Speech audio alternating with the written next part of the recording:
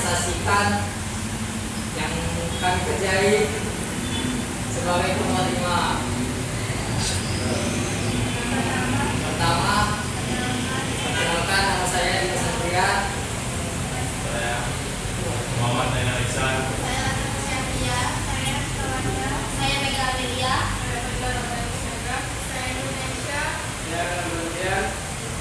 Di sini kami akan mempresentasikan materi kami yang kami kerjai.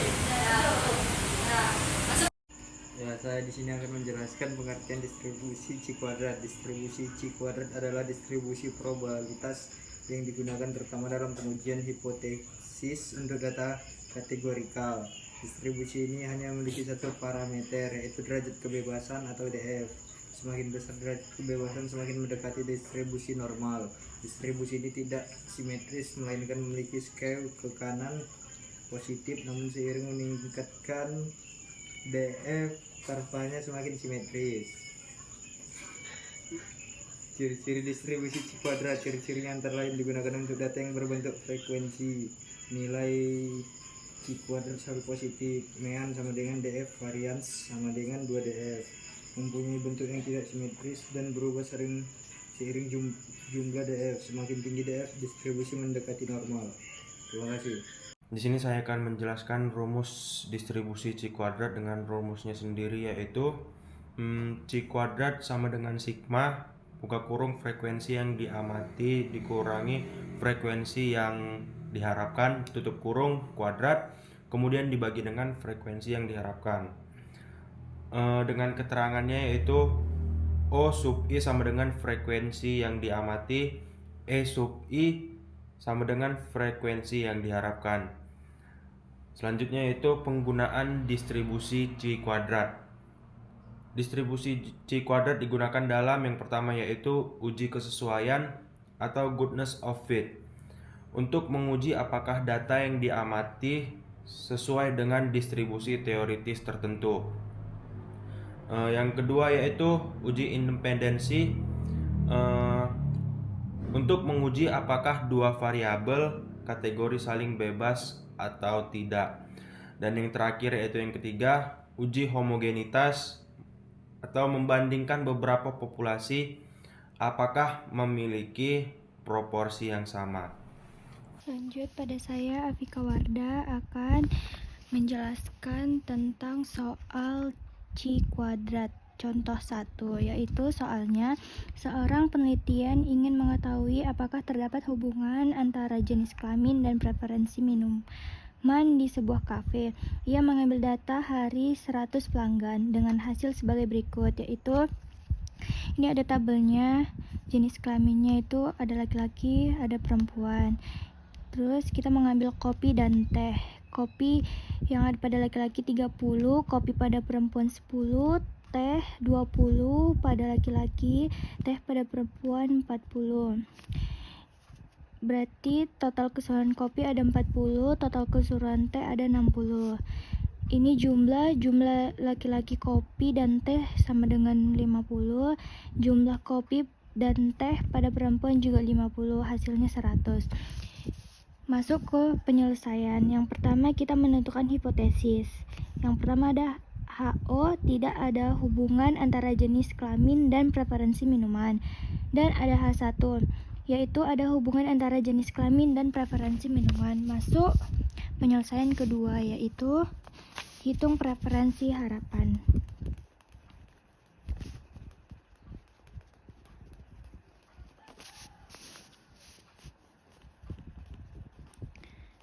Kita memakai rumus, yaitu rumus EIJ sama dengan baris total dikali kolom baris.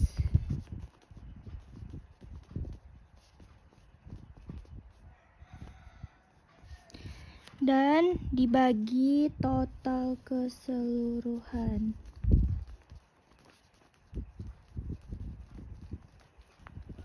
Yaitu kita mengerjakan yang pertama, yaitu laki-laki kopi.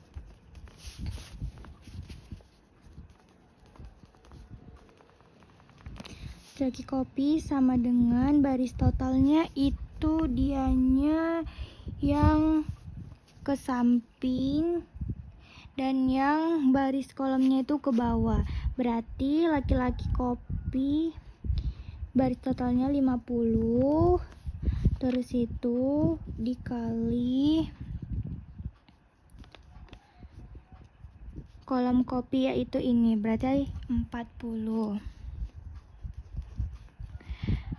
Terus dibagi total keseluruhannya itu ini 100, berarti sama dengan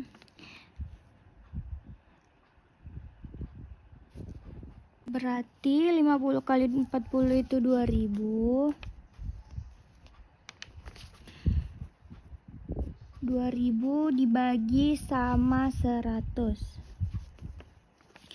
sama dengan 20. Lanjut ke laki-laki teh. Sama dengan baris totalnya 50 dikali kolom barisnya 60 yang ini ya.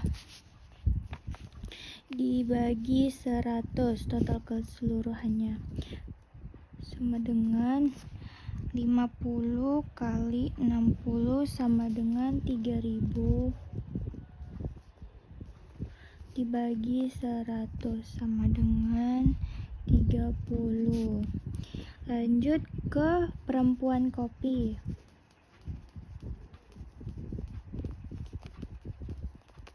Sama dengan baris totalnya yang ini 50 dikali kolom barisnya yang ini 40 dibagi 100 sama dengan 2000 dibagi 100 sama dengan 20. Lanjut perempuan teh. Sama dengan baris totalnya itu ini 50 dikali kolom barisnya yaitu ini 60 dibagi 100 sama dengan 50 kali 60 3000 dibagi 100 sama dengan 30. Lanjut ke penyelesaian ketiga, yaitu hitung statistik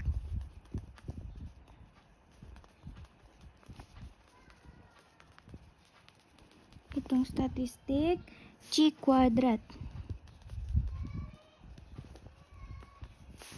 atau square X kuadrat. Masuk ke rumus, yaitu rumusnya X kuadrat sama dengan sigma buka kurung frekuensi yang diamati dikurang frekuensi yang diharapkan kuadrat frekuensi yang diamati dikurang frekuensi yang diharapkan dibagi frekuensi yang diharapkan. Kita hitung untuk masing-masing sel.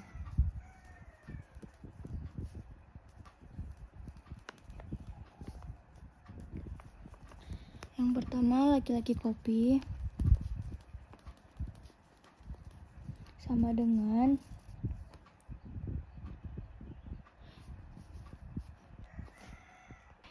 C kuadratnya itu yang ini 30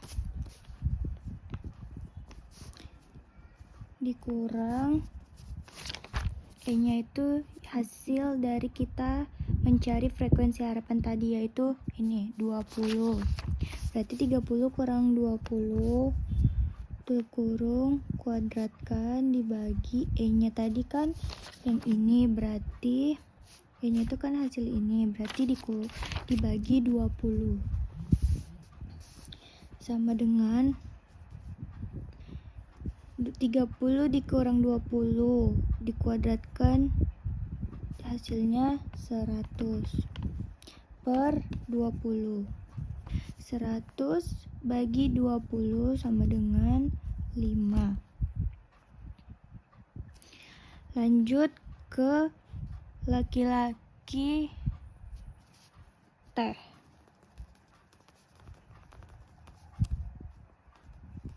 Sama dengan frekuensi yang diamatinya kan 20 dari sini, dari teh. Terus frekuensi yang diharapkannya itu yaitu dari sini, yaitu berarti 30. 20 kurang 30 tutup kurung kuadratkan dibagi frekuensi yang diharapkan yaitu 30 sama dengan 20 kurang 30 dikuadratkan jadi min 100. Jadi kan itu hasilnya min 100. Tidak dibuat min karena min ketemu min hasilnya positif. 100 per 30 sama dengan 3,33. Lanjut ke perempuan kopi. Kopi sama dengan buka kurung frekuensi yang diamatinya yaitu ini 10 dikurang frekuensi yang diharapkannya yaitu yang ini 20 tutup kurung dikuadratkan per frekuensi yang diharapkan yaitu 20 sama dengan 10 kurang 20 dikuadratkan jadinya 100 per 20 sama dengan 5. Lanjut perempuan teh. Sama dengan frekuensi yang diamatinya itu yang ini 40 buka kurung 40 dikurang frekuensi yang diharapkan yaitu yang ini 30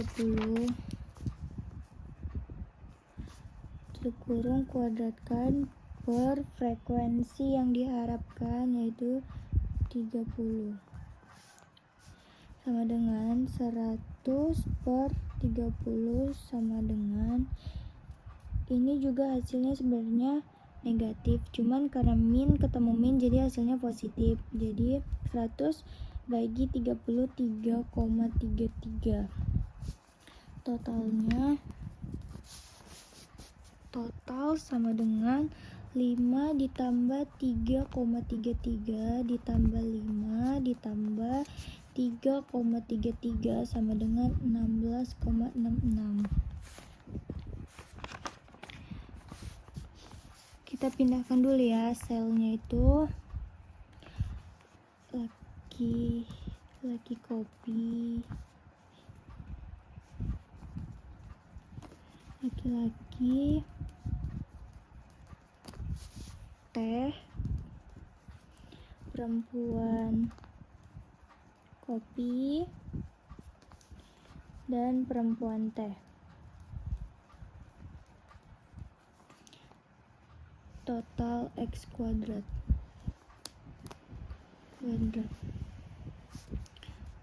Oh, di sini O yaitu frekuensi yang diamati. Yaitu frekuensi yang diamati itu yang di sini. Laki-laki kopinya 30. Laki-laki tehnya 20. Perempuan kopinya 10. Perempuan tehnya 40.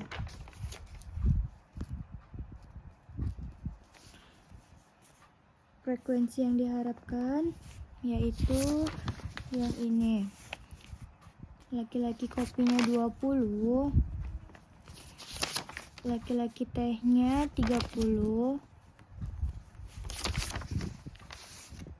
Perempuan kopinya 20. Perempuan tehnya 30. Terus itu ini frekuensi yang diamati dikurang frekuensi yang diharapkan kuadrat dibagi frekuensi yang diharapkan, yaitu hasilnya yang ini tadi. Laki-laki kopi 5, laki-laki teh 3,33, perempuan kopinya 5, perempuan tehnya 3,33. Masuk penyelesaian keempat, derajat kebebasan. Kebebasan buka kurung DF. Rumusnya DF sama dengan baris dikurang 1 dikali kolom dikurang 1.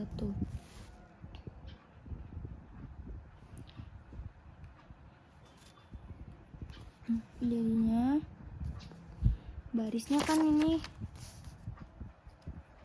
barisnya kan ada 2, yaitu baris laki-laki dan baris perempuan.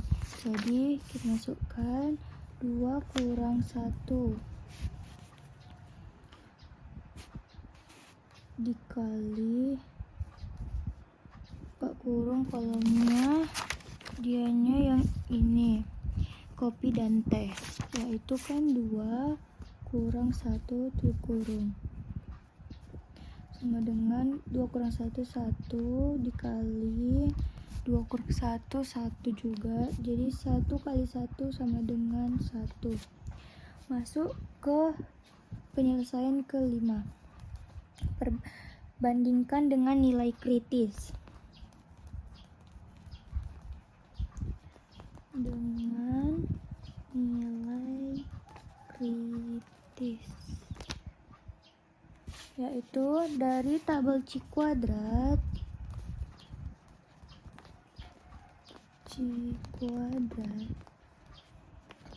buka kurung A sama dengan 0,05. Itu dia udah dari rumus ya. Dikurang DF sama dengan 1. DF nya itu yang ini ya. Terus nilai kritis sama dengan 3,841. Kalian bisa mencari nilai kritis itu di kalkulator kritis. Bisa cari di Google. Karena 16.66 yaitu dia jumlah ini, yang ini lebih besar 3 daripada 3.841, maka tolak HO. Berarti dia tuh hasilnya HO. Tidak ada hubungan antara jenis kelamin dan preferensi minuman. Terima kasih. Selanjutnya saya Latifah Syariah Siregar akan membahas contoh soal yang kedua, yaitu uji chi-square independensi untuk mengetahui apakah ada hubungan antara jenis kelamin dan preferensi kopi. Terlihat dari soalnya yang ada di tabel di atas, data ini berasal dari survei terhadap 50 orang. Kita ingin tahu apakah jenis kelamin mempengaruhi seseorang suka kopi atau tidak. Disinilah kita menjawab uji chi-square untuk menjawabnya. Yang pertama yaitu menentukan frekuensi harapan. Rumus frekuensi harapan adalah yaitu Y sama dengan buka kurung baris total dikali kolom total dibagi jumlah keseluruhan, yaitu yang pertama ada pria suka kopi 25 kali 35 dibagi 50 sama dengan 17,5. Selanjutnya pria tidak suka kopi 25 kali 15 dibagi 50 sama dengan 7,5. Selanjutnya wanita suka kopi 25 kali 35 dibagi 50 sama dengan 17,5. Wanita tidak suka kopi 25 kali 15 dibagi 50 sama dengan 7,5.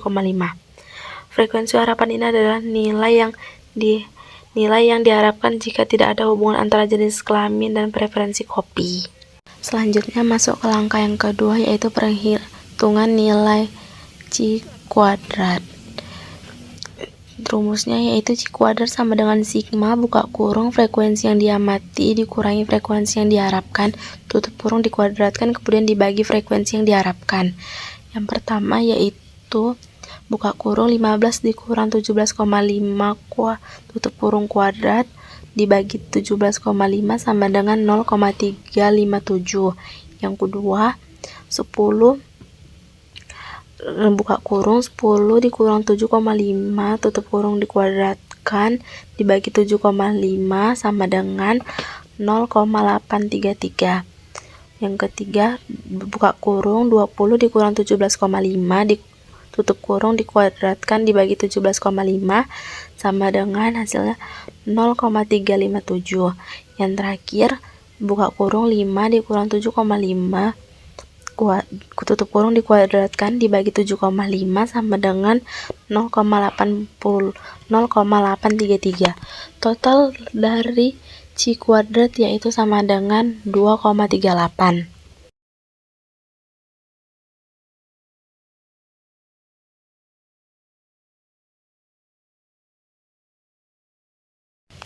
Selanjutnya kita masuk langkah yang ketiga, yaitu kesimpulan. Derajat kebebasan atau DF sama dengan 1 itu adalah hasil dari kita mempunyai tabel yang 2 baris pria dan wanita dan 2 kolom suka dan tidak suka. Maka 2 dikurang 1 sama dengan 1 2 dikurang 1 sama dengan 1, jadi 1 kali 1 sama dengan hasilnya 1. Jadi derajat kebebasannya adalah 1. Nilai kritis dari C kuadrat atau A sama dengan 0,05, DF-nya 1 itu adalah 3,841. Jika ada yang bingung, maka saya akan memberikan tabelnya seperti ini. Selanjutnya, karena 2,38 lebih kecil dari 3,841, maka tidak ada cukup bukti untuk menyatakan bahwa jenis kelamin berpengaruh terhadap preferensi kopi. Dengan demikian, jenis kelamin dan preferensi kopi bersifat independen. Sekian dari materi contoh soal nomor yang kedua yang saya berikan, semoga paham. Selanjutnya kita lanjut ke contoh soal yang ketiga. Sebuah pabrik memproduksi 3 produk, yaitu produk A, produk B, dan produk C. Dengan rasio yang diharapkan adalah 2:3:5. Dalam 1 bulan, pabrik memproduksi 1000 unit produk dengan rincian produk A 250 unit, produk B 350 unit, dan produk C 400 unit. Apakah ada perbedaan signifikan antara produksi yang diharapkan dan yang sebenarnya? Penyelesaiannya, yang pertama yaitu H0 sama dengan produksi produk sesuai dengan yang diharapkan. Sedangkan H1 yaitu produksi produk tidak sesuai dengan rasio yang diharapkan. Yang kedua, menghitung nilai yang diharapkan atau bisa disebut E. Total produk yang perbandingan 2:3:5 tadi kita tambahkan. Jadi 2 tambah 3 tambah 5 sama dengan 10. Produk A dalam kurung E sama dengan 2/10 dikali 1000 sama dengan 200. Produk B dalam kurung E 3/10 dikali 1000 sama dengan 300. Dan selanjutnya produk C 5/10 dikali 1000 sama dengan 500. Selanjutnya kita menghitung nilai C kuadrat atau X kuadrat. Kita masuk ke rumus. X kuadrat sama dengan sigma. Sigma buka kurung O kurang E tutup kurung kuadrat dibagi E. O itu frekuensi yang diamati, E itu frekuensi yang diharapkan. X kuadrat sama dengan buka kurung 250 dikurang 200 tutup kurung kuadrat dibagi 200. Nah, 250-nya ini kan produk A, jumlah produk unit A dikurang 200. 200 ini hasil dari nilai yang diharapkan. Nah, lanjut. Dalam buka kurung 300 ditambah 350 dikurang 300 tutup kurung kuadrat dibagi 300 ditambah buka kurung 400 dikurang 500 tutup kurung kuadrat dibagi 500. 250 dikurang 200, kita ngerjain yang di dalam kurungnya dulu. 250 dikurang 200 kan 50. 50 kuadrat itu kan 2500. Nah, jadi yang dalam kurung itu dapat hasilnya ini kan 2500 dibagi 200.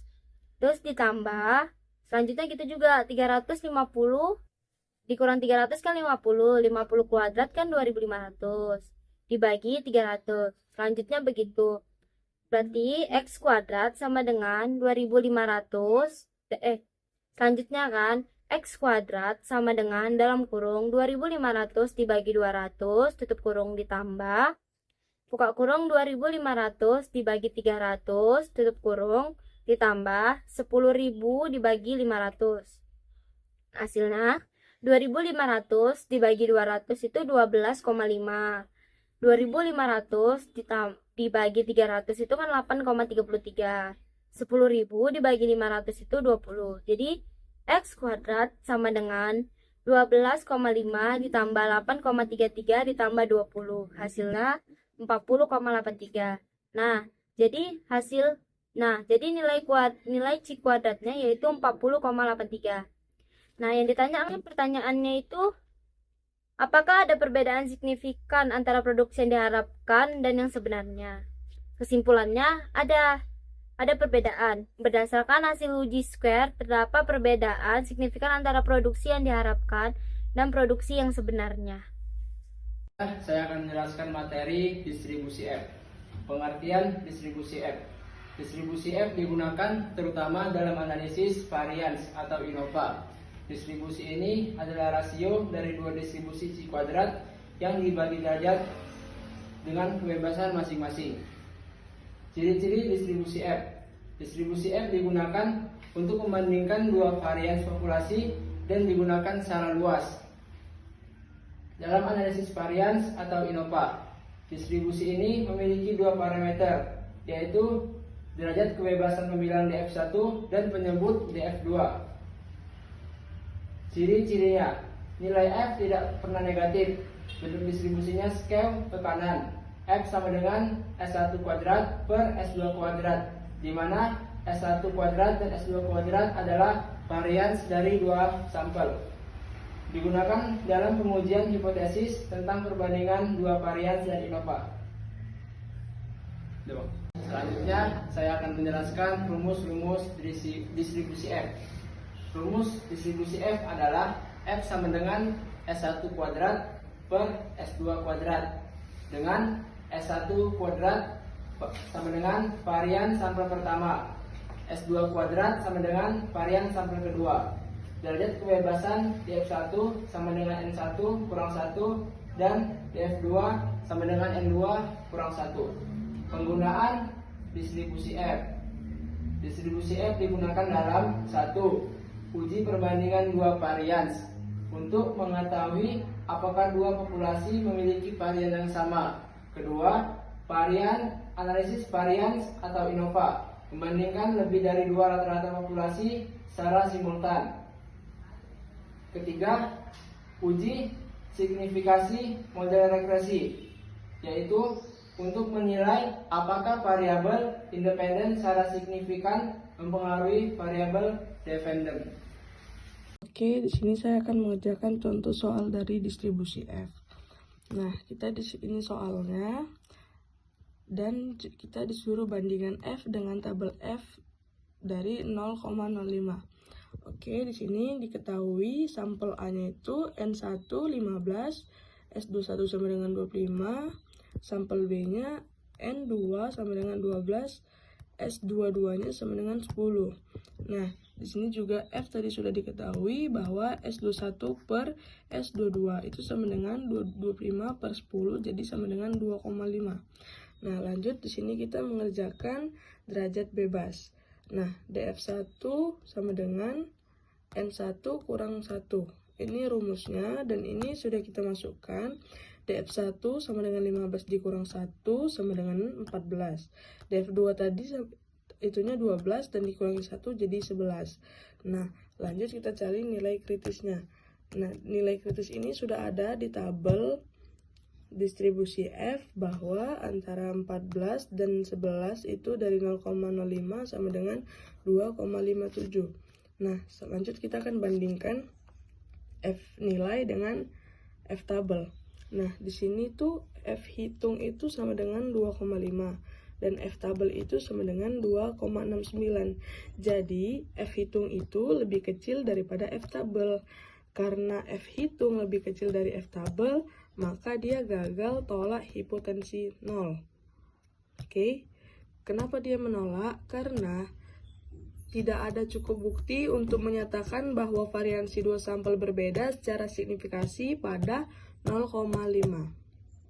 Jadi, jika dia F hitung lebih besar daripada F tabel, maka dia tolak hipotensi 0. Karena ada cukup bukti untuk menyatakan dia variansi dua sampel berbeda. Oke. Selanjutnya, saya Nurunaisyah akan menjelaskan tentang distribusi F. Di sini saya akan menjelaskan tentang contoh soal distribusi F. Itu kan ada soalnya kan dua kelompok mahasiswa diuji untuk mengetahui apakah variansi waktu belajar mereka berbeda secara signifikan. Itu kan kelompok AN-nya kan 10.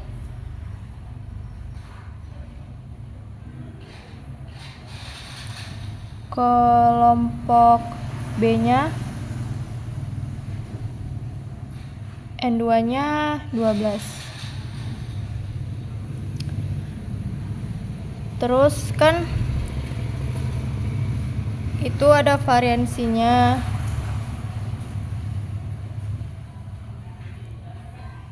S1 pangkat 2 itu 20.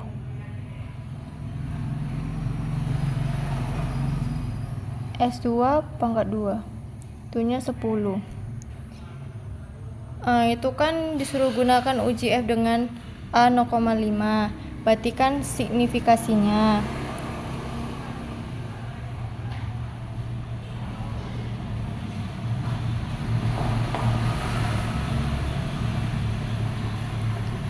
Signifikasinya tuh udah rumus dari tabelnya.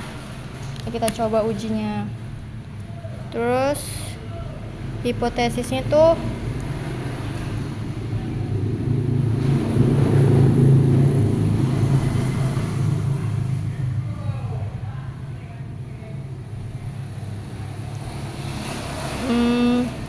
ini tuh maksudnya hipotesis 0 menyatakan bahwa variansi populasi 1 sama dengan variasi populasi 2. Itu tidak ada perbedaan variansinya. Kalau H1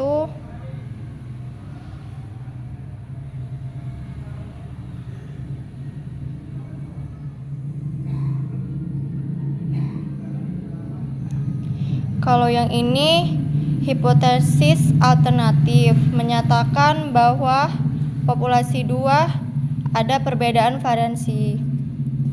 Hitung F-nya. Jadi kita masuk rumus. Itu rumusnya itu S1 pangkat 2 per S2 pangkat 2. Itu maksudnya itu variansinya 20 per 10. Itu dibagi. Jadi 20 dibagi 10 itu 2,0. Udah kan? Terus kita bandingkanlah.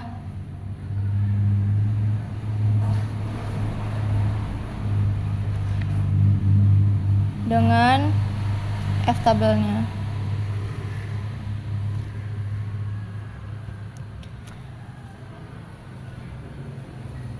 DF1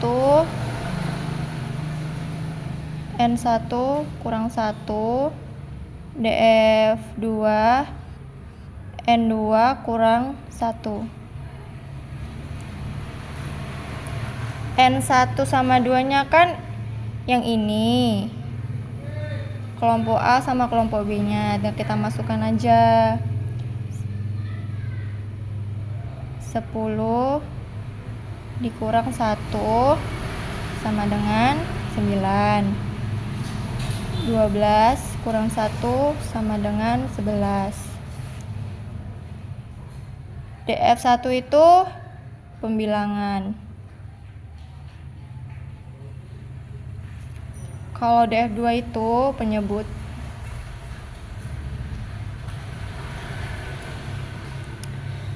Nah, terus kita ujilah itu S tabel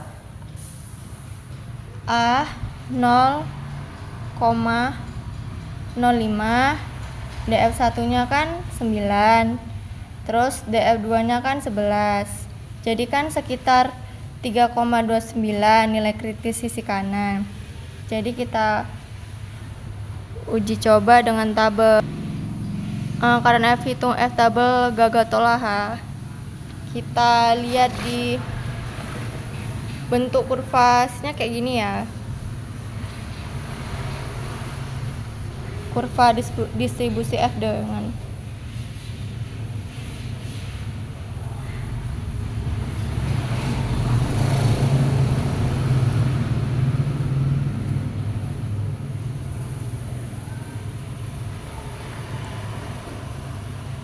ini tuh 0,05.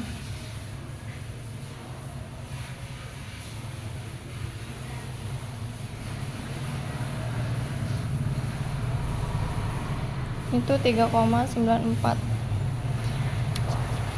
Jadi kita lihatlah di tabelnya, tabel distribusi F-nya. Ini ya, di tabelnya. Itu kan DF1-nya tadi kan pembilangan. Jadinya DF1 tuh ini. DF1-nya. Sisi kanan atas, kalau DF2-nya itu sisi kiri bawah. Jadi tinggal kita cari aja. DF1 tadi kan itu 9. Kita tandailah ini 9. Terus kan DF2-nya kan 11.